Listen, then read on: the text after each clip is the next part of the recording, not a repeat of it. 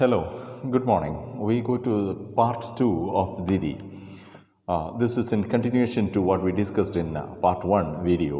Okay, go to page number 91 of the text and the second paragraph there. It was through these summer experiences in India that I began to see inequality. This is the first experience of inequality in my life. Okay, when I experienced it in the orphanage in my childhood or later in the school for the blind, I did not have a first-hand realistic experience of it. And even when I experienced, I didn't understand it completely. For inequality, അസമത്വം എന്നുള്ളത് ജീവിതത്തിൽ കൃത്യമായി ഞാൻ മനസ്സിലാക്കുന്നത് ഇന്ത്യയിൽ ഞാൻ ചെലവഴിച്ച മധ്യവേനൽ അവധിക്കാലത്താണ്. I would go from a family lunch to the dining hall at the blind school. Okay, this is a transition, a change. In my home, I would eat a rather large, grand lunch, and then after that, I go to the blind school to see how the blind people are eating.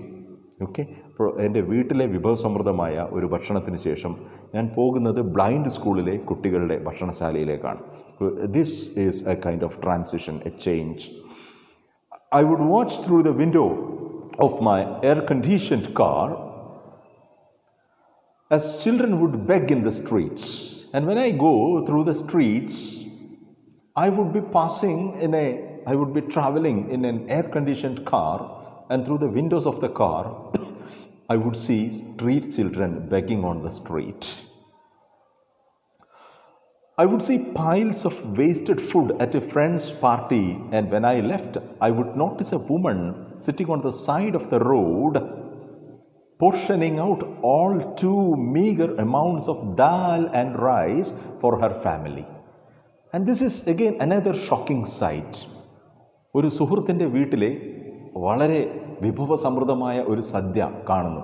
ആ സദ്യയ്ക്ക് ശേഷം പാഴാക്കി കളഞ്ഞ ഭക്ഷണ വിഭവങ്ങൾ, ധാരാളം ഭക്ഷണ വിഭവങ്ങൾ പാഴാക്കി കളഞ്ഞത് കണ്ടതിന് ശേഷമാണ് ഞാൻ പോകുന്നത്. ഞാൻ പോകുന്ന വഴിക്ക് റോഡിൽ കാണുന്ന ഒരു ദൃശ്യം, വൃദ്ധയായ ഒരു സ്ത്രീ റോഡരികിൽ ഇരുന്ന് അവർക്ക് യാചിച്ച് കിട്ടിയിട്ടുള്ള അരിയും പരിപ്പും, ദാൽ എന്ന് പറഞ്ഞാൽ പരിപ്പാണ്, ഇതും വേർതിരിച്ചെടുക്കുന്നതായി, ആ യാചിച്ച് കിട്ടിയ ഇതിൽ നിന്നും അരിയും പരിപ്പും വേവിക്കാനായി വേർതിരിച്ച് എടുക്കാനായി റോഡരികിൽ ഇരിക്കുന്നതാണ് ഞാൻ കാണുന്നത്. ഈ രണ്ട് ദൃശ്യങ്ങളുടെയും വ്യത്യസ്തത, okay, the difference of these sights, okay, that shocked me. Now, I started to see the slums of Mumbai, slums, ചേരി പ്രദേശങ്ങൾ, where thousands of poor people live together, slums of Mumbai as the fabric of the city. I had seen that Mumbai is not the Bollywood Mumbai or the Metro Mumbai. The real Mumbai is the slums of the Mumbai. യഥാർത്ഥ മുംബൈ എന്ന് പറയുന്നത്, മുംബൈയുടെ fabric, മുംബൈയുടെ ഒരു framework എന്ന് പറയുന്നത് ചേരികളാണ് എന്ന് ഞാൻ മനസ്സിലാക്കി. Suddenly, they appeared to be everywhere, and I was shocked to see that the slums were spreading everywhere. ചേരികൾ ഒരിടത്ത് മാത്രമല്ല, എല്ലായിടത്തും, ഇന്ത്യയിൽ എല്ലായിടത്തും അത് കാണാം എന്ന് ഞാൻ മനസ്സിലാക്കി. I began to notice the disparity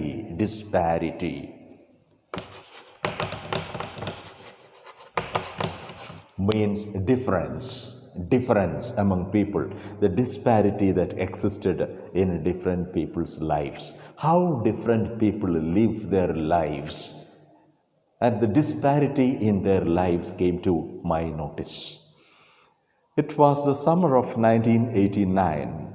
As always, I was on my vacation in India. On one blistering Mumbai day, my taxi stopped at a traffic signal. 3 children ran up to my window, smiling and begging. And at that moment, I had a flash of introspection. Nothing too unusual had happened. But as I looked at them, I suddenly knew that my life would have more meaning if I stayed in India. Okay, this was a typical experience she had in her life. One afternoon, she was traveling in a taxi, probably to her blind school. where she was volunteering as a worker. And suddenly, in a traffic block, the taxi got stopped. At that moment, three small street children ran towards her taxi, banging on the windows of the taxi, asking for alms, begging.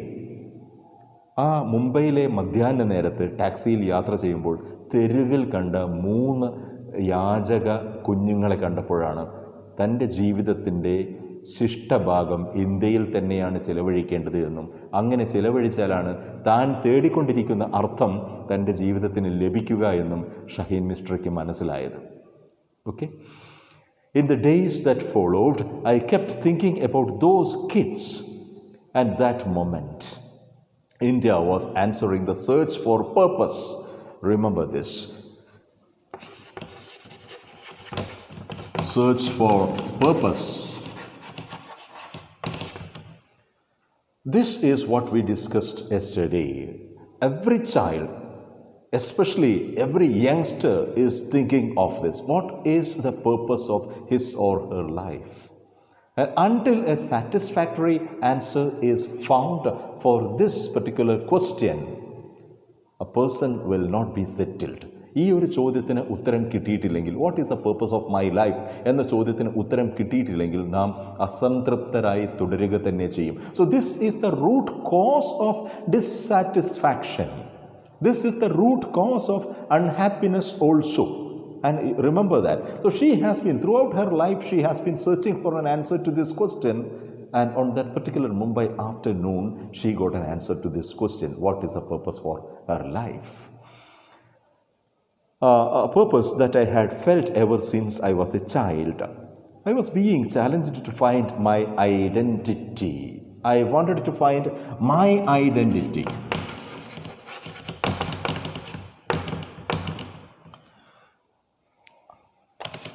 Identity is not personality. Identity is what you call individuality.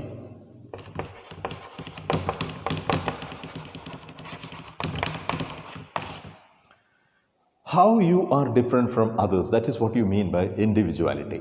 So she was searching to find, internally, she was searching to find an identity, an individuality.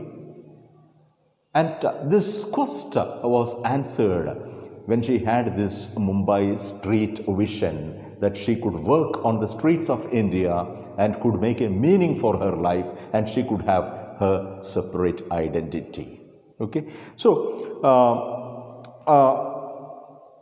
I was being challenged to find my identity. I wanted to be the part of making things better for children. Please note that this was an inclination which she in fact never knew it was there, but this was the only inclination that was working as an inspiration for her throughout her life.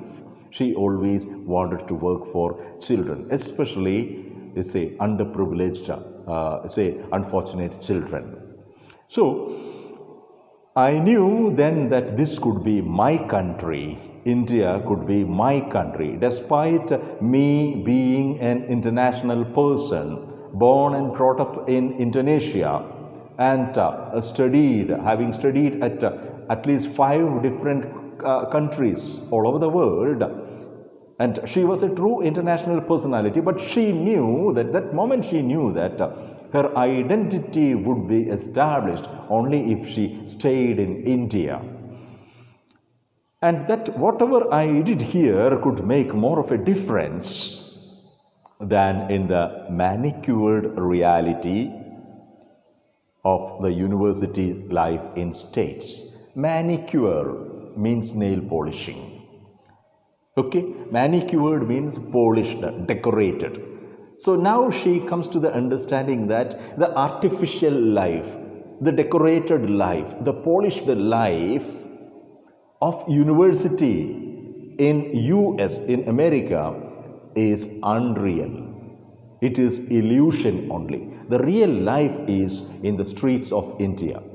അമേരിക്കയിലെ അവർ പഠിച്ചിരുന്ന വലിയ യൂണിവേഴ്സിറ്റിയിലല്ല ജീവിതം എന്ന് പറയുന്നത് കൃത്രിമമാണ് എന്നും യഥാർത്ഥ ജീവിതം കണ്ടെത്തണമെങ്കിൽ ഇന്ത്യയിലെ തെരുവുകളിൽ, ചേരികളിൽ, യാചകർക്കിടയിൽ ഇറങ്ങി വന്നാലേ ജീവിതം കണ്ടെത്താൻ കഴിയൂ എന്നും അവർ മനസ്സിലാക്കുന്നു. Okay, this is the transition that had taken place in her life.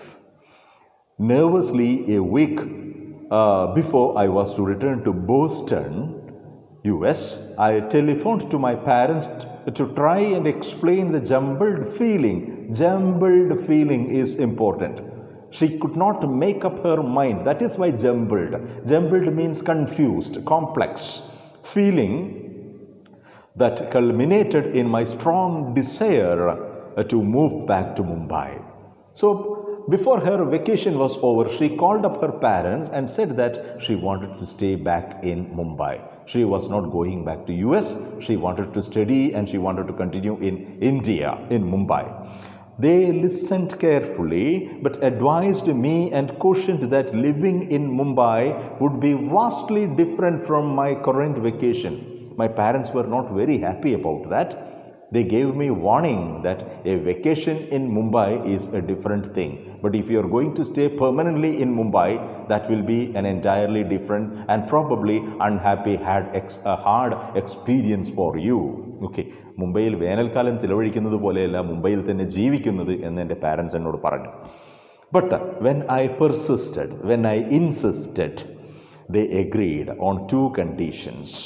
One, that I would get an admission into a good undergraduate college in the city, and later I would travel abroad for my graduate degree. These were the two conditions my parents put forward. One is that if I wanted to stay in India, I should find an admission in a very good college in Mumbai, number one. Second, after completing my basic education in Mumbai, I must go back to US to continue my graduation studies. These were the two conditions they put forward. We have some questions there. Check it, page number 91. We can see that what was Shaheen's first impression of the orphanage? When she went to the orphanage, what did she feel? She had a mixed feeling there. She found different kinds of children. And she never knew how she felt exactly. She felt like an odd one out. This was her feeling. And second question, why does Shaheen say that life was not perfect during her summer vacation? Okay, say that life was not perfect during her summer vacation. And her summer vacation was a time of experiences for her. She was volunteering to work in a blind school, St. Albans blind school, the Happy Home Blind School, and she was spending her time in Mumbai also. Okay, so it was a time of confusion for her, and that is why life was not perfect during her summer vacation. There were other reasons also. She was exposed to a number of Indian realities. And she was always reminded of the difference in lives of the people. Okay, how did the rich people live and how did the poor people live? And what was the kind of disparity that existed in their lives? And she was made sensitive to this. Okay, ഇക്കാരണങ്ങൾ കൊണ്ടെല്ലാമാണ് ഒരു perfect holiday ആയി അവരുടെ summer vacation മാറാതിരുന്നത് എന്ന് പറയുന്നത്. Now, what was the surge Shaheen had felt since her childhood? How was India answering to it? This is an important question which probably could be asked for the exam. And this question that Shaheen was Shaheen was searching to find an answer to this question throughout her life. And that question was a question of identity. She was always searching for a purpose in her life, a meaning for her life, and the answer to this question was found in India, on the streets of India. Okay. Next question. What do you understand by the expression manicured reality of my university life? Another beautiful expression. Manicuring, I have told you, is nail polishing. Okay, decorating the nails, putting on makeup and putting on hairdress. All these things are called manicuring. Okay, so the manicured reality of university life in America refers to the unreal nature of life in the campus. The campus was so completely separated from the realities of life, especially the realities of street life and slum life in India. So if ever she continued to remain within the university, she would never have come in touch with the reality of real life in India. That is why she is making a distinction between manicured reality of university life and the real reality of the Mumbai streets. Okay. Next one, on what conditions did Shaheen's parents allow her to stay back in India? The two conditions we have already discussed. One condition was she should find an admission in a good college in Mumbai, and the second condition was that she could continue her studies, her graduate studies in US after she completed her course in Mumbai. Okay, we will continue with another video. Thank you.